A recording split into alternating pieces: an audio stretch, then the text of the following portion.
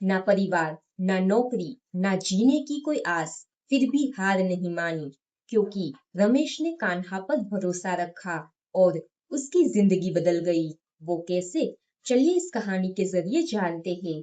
रमेश की जिंदगी कभी बहुत साधारण लेकिन खुशहाल थी। एक छोटी सी नौकरी, माँ बाप का आशीर्वाद और अपनी पत्नी बच्चे के साथ सब खुश थे और सब ठीक चल रहा था। लेकिन कहते हैं ना, वक्त बदलते देर नहीं लगती। कुछ महीनों बाद पहले उसके पिता और फिर उसकी माँ इस दुनिया को छोड़कर चले गए। घर की दीवारें अचानक सूनी हो गई। रमेश अंदर से टूट गया, लेकिन वो फिर भी खुद को संभालने की कोशिश करता रहा। कुछ समय बीता, लेकिन अब घर में शांति नहीं, बल्कि रोज रोज के झगड़े और कलेश शुरू हो गए। उसकी पत्नी उससे दूर होती गई और एक दिन ऐसा आया जब वो अपने बच्चे को लेकर रमेश को छोड़कर चली गई। उस दिन रमेश पूरी तरह से बिखर गया। अब ना तो उसके पास परिवार था और ना ही सुकून, और ऊपर से नौकरी में भी परेशानियां बढ़ने लगी। उसका बॉस रोज डांटता, गलती उसकी हो या ना हो, दोष उसी पर जाता। और फिर एक दिन गुस्से में आकर बॉस ने उसे नौकरी से निकाल दिया। अब रमेश के पास कुछ नहीं बचा था। वो अपने छोटे से कमरे में बैठा था। आंखों में आंसू थे, लेकिन आवाज नहीं थी, बस खामोशी। उस रात उसने दिल से पुकारा, हे कान्हा, सब कुछ छोड़कर मैंने आप पर भरोसा रखा है, अब मेरी लाज रख लेना।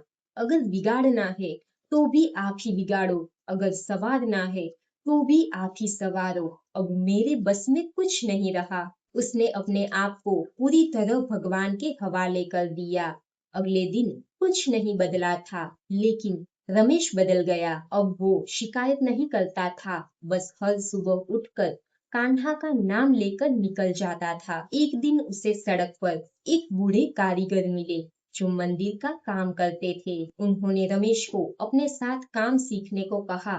रमेश ने बिना सवाल किए काम शुरू कर दिया। दिन रात मेहनत और दिल में सिर्फ एक ही नाम, कान्हा।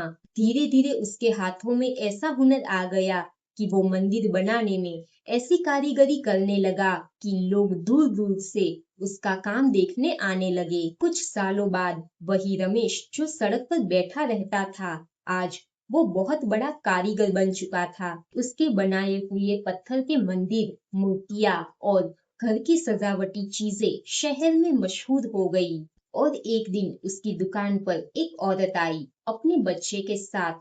वो उसकी पत्नी थी।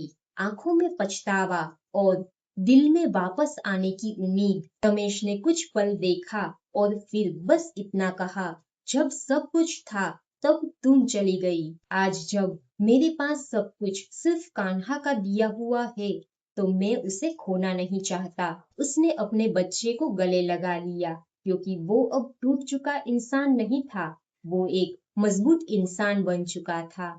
इस कहानी से हमें सीख मिलती है, जब इंसान पूरी तरह हार जाता है और भगवान को पुकारता है, तो उसकी जिंदगी खत्म नहीं होती, बल्कि वहीं से एक नई शुरुआत होती है। खामोशी में किया गया भरोसा कभी व्यर्थ नहीं जाता। मिलते हैं अगली वीडियो के साथ, तब तक के लिए धन्यवाद। If you like my content, don't forget to like, share and subscribe and hit the bell icon to stay updated.